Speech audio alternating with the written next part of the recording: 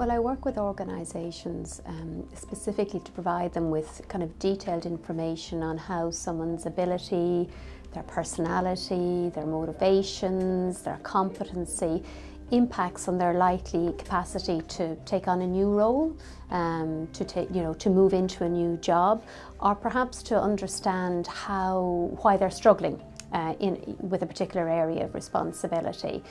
And this is very much a shared understanding because this information is shared with the individual. So we come to a kind of a common based understanding of where their strengths and their development areas lie. But organisations more and more are facing internal pressure for change, and this is to do with like changing markets, changing customer needs for new products, faster response time, I suppose tighter margins. And more our organisations are asking, well, can people cope with this? The first important thing to say about a resilience programme is that resilience can be learned and improved. A lot of people think of resilience as something that's fixed, and that some people have it and some don't, or at least that some people have more of it than others do. And there's perhaps some level of natural resilience to different people, but resilience is a set of skills. It's a set of, amongst other things, cognitive and behavioural skills, and we can also learn to become specifically more resilient in specific contexts. And we may need to do that more than once indeed. We may find ourselves sufficiently resilient for a certain context and then maybe be promoted and then find we're not quite resilient enough for the new context. So that's the first important thing to say about any workplace resilience programme, is that what we are talking about is something that can be taught and learned. The other really important thing to know is that the approaches that are used in the context of this programme are very evidence-based, and much of that evidence is based in workplace research.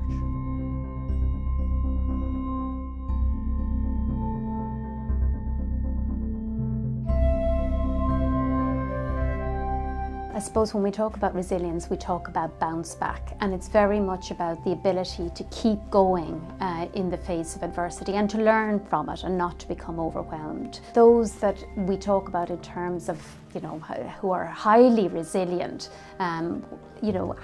know that they have the skills and they can draw on their own strengths and know the strengths at their disposal when they're faced with challenge. So it's not that they don't experience stress or anxiety in the workplace, but that it doesn't overwhelm them. So to enhance resilience in that context, the starting point is knowing what's going on at the moment and how your preferred way of behaving and thinking is either helping you or not. The next stage is to know, well, what are your own strengths and how are you going to deploy them in an effective way?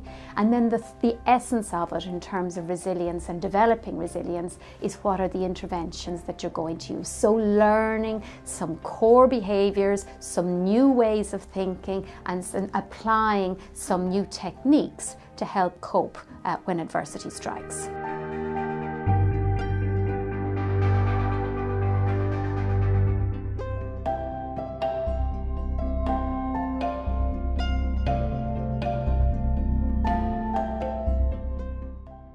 Cognitive behavioural therapy helps people to raise awareness around the current thinking strategies and behavioural strategies that they use to manage their lives in the workplace environment. It means to manage the challenges and stresses of the workplace. I've found it quite amazing over the years, I suppose, to what extent that raising of awareness can help people. By and large, we only look at our current cognitive and behavioural strategies when we run into a problem. I think people could benefit probably from looking at that long before they run into a problem. And what happens is that we discover, but often only with help, and sometimes a little bit painfully, that the cognitive and behavioural strategies, the thinking and the doing strategies that we use to respond to challenges and stresses don't always work as well as they might, don't always work as long as we thought they would. They may work in one context but not in another, and don't sometimes not only they don't help the situation, but sometimes we get ingrained in strategies that even make the situation worse. And to somehow raise awareness around that and then begin to disrupt it The old patterns have to be disrupted before new patterns can be put in place. That can be really, really useful in a work setting and can lead to a great kind of freeing up of energy almost, and perhaps a sense of hope where somebody has felt fairly stuck in certain situations.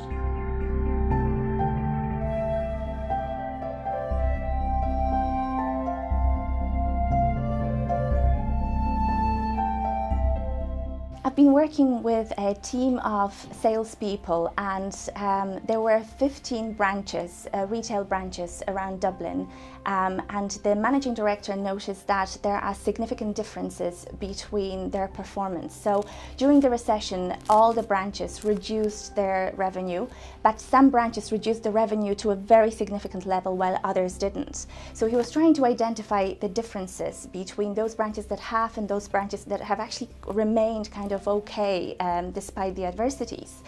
And when I started talking to the managers, I've noticed that some of the managers were particularly resilient. So they used certain phrases that with their staff that kept their resilience going as well. They were much more. They had like a shield around them that did not. That whenever something negative was happening, they were not as affected by it as other branches, the branches that were performing significantly worse.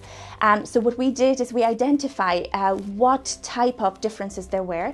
We created interventions around those differences, and those interventions were also informed by science of positive psychology.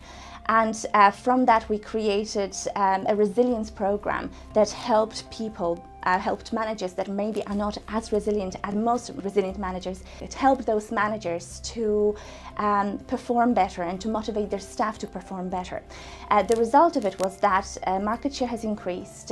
Their turnover in many of the shops has increased quite significantly during the recession time. So resilience works quite significantly when employees and management are focused on it, when they actually learn certain very, very simple skills. It can improve a company's productivity, their performance, and general even morale, staff morale.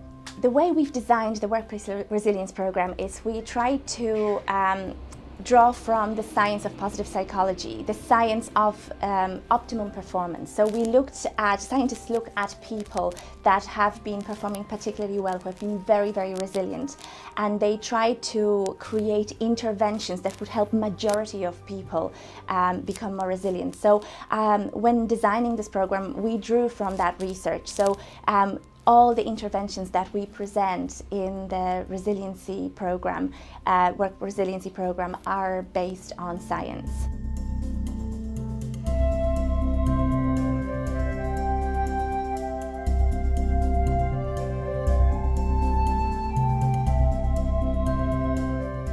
I suppose it is important to say that maintaining change is harder than making change. Any of us who professionally work with change, who deal with people, we always emphasise that.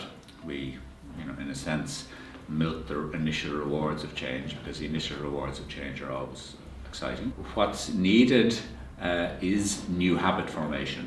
So again, it's something that we emphasise strongly in the sort of work we do in this context, is that there needs to be a structure around which sustained change takes place. There needs to be planning, there needs to be some recording of what's worked for you, for instance, so that you can make your own personal resilience plan. It's a slightly harder ask, but on the other hand, once people see the promise that there is available to them from this type of change, generally they feel motivated enough to follow up on the longer term planning. We've developed some ideas in terms of a strengths-based approach to both developing and sustaining resilience in a workplace context. And when we're introducing that to employees, it won't be uncommon, I would imagine, for some of them to think, okay, we're going to spend a couple of days here learning about resilience, and I'm going to learn some key skills, and I'm going to put those into practice.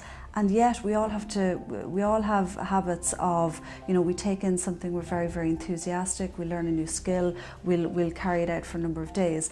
But actually what we're more interested in terms of this particular project, how do employees sustain higher levels of resilience over a longer period, be it over a month, be it over a year, be it over 2 years, and actually how can they use the skills that we're providing and teaching in terms of the larger context of not just their workplace, but actually their whole life. We don't want this to be something that you put in place for a couple of weeks and then say, look, great idea, but I don't have any time anymore.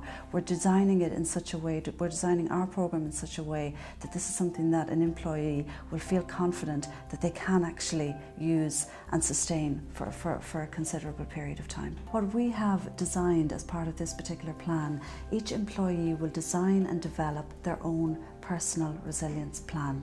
Okay? This is very different to being handed an instruction manual and being told this is how you can both create resilience, sustain resilience. That again we would feel would have limited long-term efficacy for the person. They're actually going to be guided and taught how to create their own plan tailored to their own individual levels of existing resilience and their needs and the scenarios and the situations in which they would like to have an increased and more sustained resilience. So from the very top to the very end of that plan, it's tailored to the individual. There's a big level of engagement in the person actually developing their own, and we provide the tools and the guidance for how they can do that. But then when they have it then developed, they're going to be much more likely to use it. Organisations now recognise that resilient employees, leaders and teams who can bounce back, deal with workplace challenges, work well with others, succeed in reaching goals in potentially challenging environments, and who can grow and learn in this environment are the hallmark of business success. And I suppose the good news is for organisations, it's not about finding resilient employees, it's about developing resilient employees, teams and leaders. And that's the essence of the Workplace Resilience Programme.